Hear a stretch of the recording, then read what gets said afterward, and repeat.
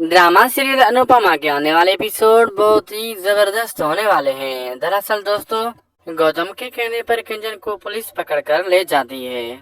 तभी अनुपमा से तोसू कहता है कि आप राघव से कहें ना कि वो अपना केस वापस ले ले। आपके कहने से वो केस वापस ले लेगी, लेकिन अनुपमा बिल्कुल भी ऐसा नहीं करती है।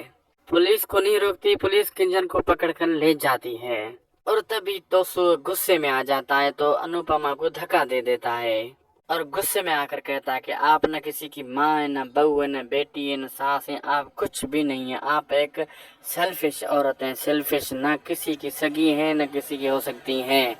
ये सारी बातें इसकी सुनकर अनुपमा कुछ भी नहीं बोलती है, लेकिन अनुपमा भी मजबूर है, ऐसा नहीं कर सकती। अब आगे देखते हैं क्या होता है। क्या अनुपमा किंजल को छुड़ा कर लाएगी? वीडियो अच्छी लगी तो लाइक शेयर सब्सक्राइब करना न भूलिएगा।